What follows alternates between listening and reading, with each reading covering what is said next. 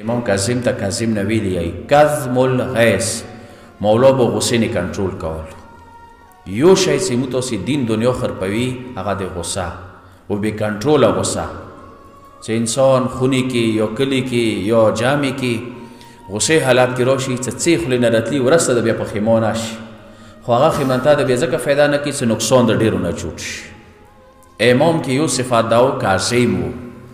چو غصه کې روستای نشو که رای وسته مولا به فورا غصه نه قبول کول یو مثال در کو شیعیان ده مولا ته ناروا سیاړي وکړل امام څخه خپل ملګری وو ویا شو د امام ولا ملګری اوسې پسې ده چې وی امام نو تاسو ته زی ویلې اجازه نه درکوم زه دا کار نشم کوی تاسې روش تاسې ټکنیک غلط دی زه دا نه منم بهرحال امام خپل او سویره و پټي کې کار کولو هغه سوچ وکړو موخه لکه مولا بدلی سره غلی دی ازیاړې مو کې موخه له ځواب لکر کوي امام د تاسو د تخم د پڅو وکړل صدور روپے و څو خزه در کوم تو غریبانه یو څو نورې خي خبرې وسو کې خوږی خبرې دسې سړای ولې شول د خبرو سره څه مولا یې ټنډې باندې صاف کړلو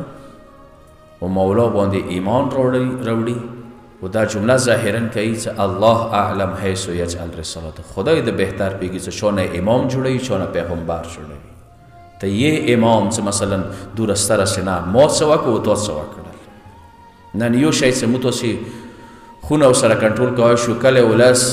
خپل شهر خپل وطن هغه دا دی چې لږ غصې نه کنټرول وي د خپلو جذباتو نه کنټرول وي ځینې وخت کې خولې نه داسې الفاظ وځي چې وروسته انسان پښیمان شي ځکه استاد امام ظاهرا یو مثال ورکوي غصې دپاره اوس اور خونې کې ولګېږي چی به کوي اول څه اور خونې کې ولګېږي اول به ځوان به چی تنوځې به بچي به وباسې که نه دویم نمبر کې به چی کوي اوبه به بچایي چې مړ شي کله چې غصه راغله غصه اور دی از یې نه پوسېږي وځته نه دا یې ښه طریقه دی دویمه طریقه یې دا دی چې انسان سړی اوبه وچېږي کینی صلوات واستوي ویلې دا ټوله و شیطان د نوره بیا بڼوي